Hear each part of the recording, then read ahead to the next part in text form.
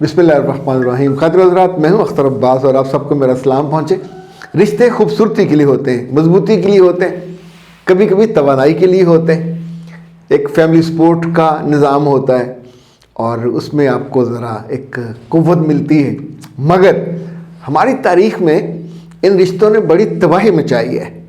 بادشاہوں کی تاریخ میں دیکھیں تو بھائیوں، بڑے بھائی اور اس سے بڑے اور اس سے بڑے اور منجلے اور چھوٹے، ان کی بغاوتوں نے نسلیں ختم کر دیں. ہزاروں لوگ مارے گئے اور بعض دفعہ یہ بھی ہوا جیسے عثمانیہ میں اور باقی کئی مغلیہ میں بھی کہ بہت سارے پھر بھائی مار دیے جاتے تھے. چونکہ جب وہ بڑے ہوتے، ان کی شادیاں ہوتی تو اس میں کچھ نئے رشتے بن جاتے. بھائیوں کی جب بیویاں آتی ہیں تو یہاں سے فساد شروع ہوتا ہے. حالانکہ خوشی ہونی چاہیے مگر عورتیں ہیں، عورتوں کا کیا کیا جائے، دل چھوٹا کر لیتی ہیں. پاکستان میں اور ہندوستان میں اس رشتے کو جیٹھ اور جٹھانی کہا جاتا ہے. اس رشتے کے بارے میں بہت سے لوگ جانتے بھی نہیں ہیں. انگریزی میں ان کا نام ہی کوئی نہیں ہے، عربی میں بھی ان کا کوئی نام نہیں ہے. یعنی وہاں جیٹھ جٹھانی ایگزسٹ ہی نہیں کرتے ہوں گے، لیکن ہمارے ہاں اتنی بڑی اس کی سردردی ہے. سب سے زیادہ گھروں میں، جوائنٹ فیملی میں فساد جٹھانی پھیلاتی ہے. کچھ جٹھانیاں ہوتی ہوں گی، کوئی 100 میں سے چند جن کے دل بڑے، جن کا ظرف بڑا، جو آنے والی چھوٹی کو ایبزارب کر لیتی ہیں. ورنہ سگی بہن بھی جٹھانی ہو تو وہ بھی مان نہیں ہوتی. جٹھانی کا مطلب یہ ہے کہ یہاں سے رشتے میں پڑ جاتی ہے. یعنی جو جائیداد سسر کی ہے اب وہ تقسیم ہونی ہے. وہ مال کی ہو، وہ جائیداد کی ہو، وہ دکان کی ہو، وہ گھر کی ہو. تو جہاں لالچ آئے گا وہاں پھر آپ سازش کرو گے، پھر فساد پھیلے گا. اسی طور پہ اگر جٹھانی کم خوبصورت ہے اور بعد کی دیورانی زیادہ خوبصورت آ گئی تو بھی مسئلہ ہوگا، فساد تو پیدا ہوگا.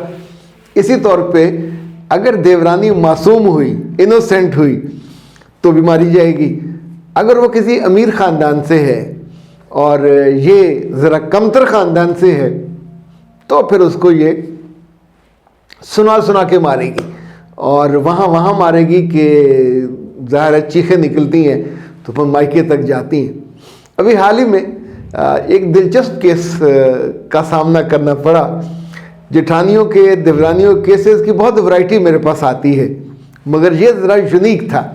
اس بچے کی شادی کو ابھی 1.5 سال ہوا. بہت اچھے گھر سے ہے. جس گھر میں بیاہ کے گئی وہاں اس کی جٹھانی نے اس کی زندگی آگ لگا کے رکھی ہوئی ہے. اب ہوا یہ کہ دیورانی کے میاں کی جاب چلی گئی اور پتہ یہ چلا کہ ان کے ساتھ یہ حادثہ اکثر ہوتا رہتا ہے. وہ متلون مزاج ہیں. متلون یعنی جو جلدی مزاج بدلتا ہے.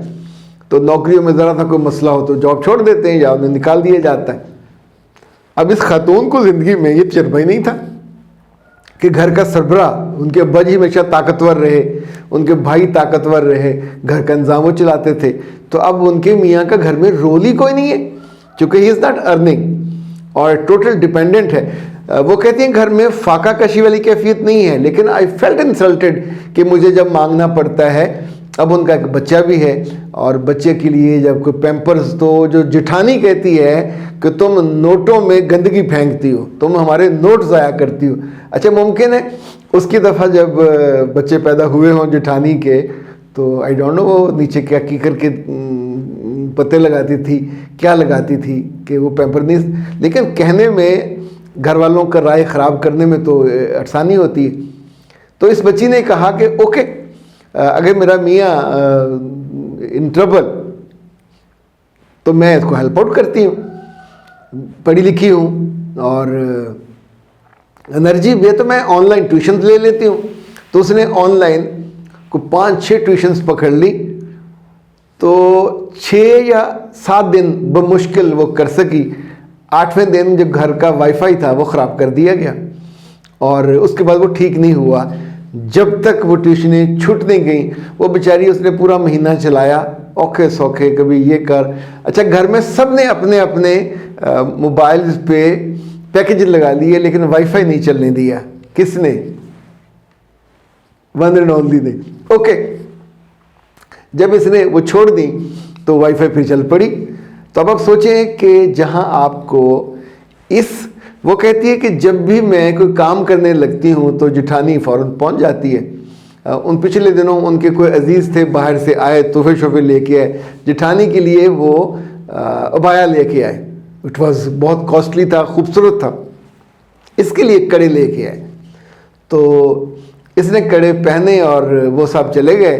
तो जेठानी ने घर में अत चुक दिया और कभी इसकी शक्ल पे, कभी इसके बाजुओं पे, कभी इसके ख़ानदान पे इतनी बेइज्जती की जितने करने का हक था। और लेकिन ये चुप रही, इसने कुछ नहीं कहा। तो अगले रोज़ उसके कमरे में आई पूरी बेशर्मी और ढिठाई के साथ और कहने लगा, कल तुम्हारी मैंने इतनी की जितनी कोई कुत्ते की करता है, तुमने कड़े उतार के मुझे फिर भी नहीं दिए। यानी तुम इतनी अंदर से चालाक कैसी हो गई हो कि तुमने इतनी बेइज्जती करवाने के बाद। अच्छा, आमतौर पे परसेप्शन यही है कि जूते भी मारो, बेइज्जती भी करो और जो आप चाहते हो उससे ले भी लो। तो उस बच्ची ने मुझे कहा कि सर मैं पहले बताने लगी, फिर बताते बताते मैं रह गई, वरना ये मैंने राज खोल देना था। ओके, अभी जो उसने लेटेस्ट काम किया जिस वजह से मैं आपको ये बता रहा हूँ, उसने अपने मियाँ से बात की कि अगर आप इजाज़त दें हम दोनों मिलजुल के काम कर लेते हैं। और वो है फूड पांडा की जो फूड सप्लाईज का। इसमें ना तो मेरा नाम आएगा ना मेरी शक्ल आएगी, सिर्फ एक सॉफ्टवेयर लेना पड़ेगा, उसके ऊपर थोड़े पैसे लगेंगे और चीज़ें मैं तैयार कर करके रखती जाऊंगी। जो ही ऑर्डर आएंगे ठक करके। मियाँ ने इत्तेफाक कर लिया। उस खातून ने घर में फसाद बर्पा किया, सास को ससुर को, कि ये क्या हम काम करने लगे हैं, लोग सुनेंगे तो क्या कहेंगे। इस बच्ची ने कहा कि लोगों का दिमाग ख़राब है, कैसे पता चलेगा ये लोग सुनेंगे, या आपको इश्तिहार दोगे लोगों को बताने का। दूसरा, मैं अपने मियाँ की हेल्प कर रही हूँ इज़्ज़त और आबरू के साथ घर से इसको अर्न करने के लिए। ससुर थे वो चुप हो गए। इसका मतलब है ससुर समझदार आदमी थे, उन्होंने ही एग्रीड। तो इसने कहा, मैंने सोचा कि मैं सबसे अच्छी चीज़ क्या बना सकती हूँ, तो बलों वाले पराठे, उसने कहा मेरी एक्सपर्टी थी। तो मैंने 30 बलों वाले पराठे बना के वो जो शीट्स होती है उस पर रख लिए, फिर साथ साथ सप्लाई शुरू कर दी। पहला स्लॉट ख़त्म हुआ, फिर उसने दूसरा बनाया, कह लेंगे वो मैंने कोई 40 का बनाया। तो उसमें से 10 या 12 अभी बिके थे, क्योंकि जो ही ऑर्डर आते थे वो फौरी तौर पे। तो घर में फसाद बर्पा हो जाता था कि किचन गंदा कर दिया, चूल्हा जलता, हमने हांडी पकान, यानी दोपहर को उनकी हांडी पकाने के बाद अगर ये बना रही हैं तो उनकी हांडी तो नहीं पकनी, उनके नाश्ते के बाद ये बना रही हैं सुबह नाश्ते में पराठे, तो भी हांडी नहीं पकनी। लेकिन उसने ही क्रिएटेड इट मुसलसल एक अजाब। तो अब ये हुआ कि जब ये आई नीचे, फ्रीज़र खोला अपने पराठे निकाल के करने के लिए, तो वहाँ कोई एक पराठा भी नहीं था, यानी 32 पराठे वहाँ पड़े हुए थे।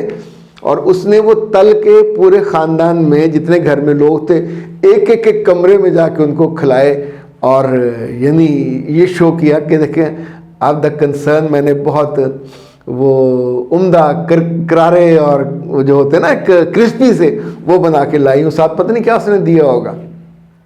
अब आप सोचिए, ऐसे में दिल तो चाहता है बंदा जूता उतारे और पकड़ ले, लेकिन नहीं कर सकते।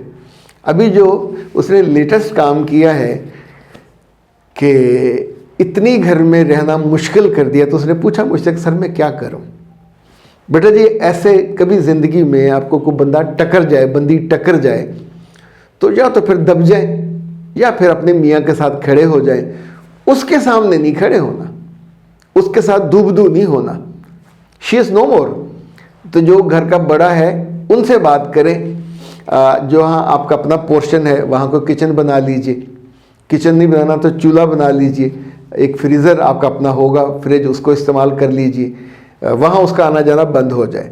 और ये जो बाहर गेट पे जब आता है आके बेल देता है कि आपको सामान ले जाने के लिए, तो घर वाले दरवाज़ा नहीं खोलते, वो बार बार डिस्टर्ब होता है, तो उसका भी कोई इलाज कर लीजिए। तीसरा ये देख लें कि अगर आपके अब्बा अफोर्ड कर सकते हो तो एक आध कमरा, एक आध शॉप अलग से ले लीजिए। एक फ़ोन चाहिए होगा आपको, वहाँ दोनों गए, जाके अपना सामान बनाया, फिर आपकी रेंज बढ़ जाएगी। अभी तो सिर्फ पराठे और कबाब और चंद चीज़ें, फिर आप ज़्यादा चीज़ें कर सकते हैं। تو food panda is a blessing for a lot of girls کہ جو گھر بیٹھے بہت عمدہ کام کر کے بیچ سکتی ہیں. نہ نام آئے گا، نہ شکل آئے گی، نہ برادری آئے گی، بٹ ارننگ تو آئے گی.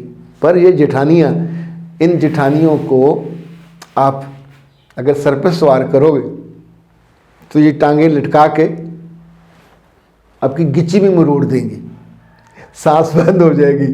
نہ خوشی، نہ ان سے آپ کی خوشی برداشت ہوتی ہے، نہ خوبصورتی برداشت ہوتی ہے.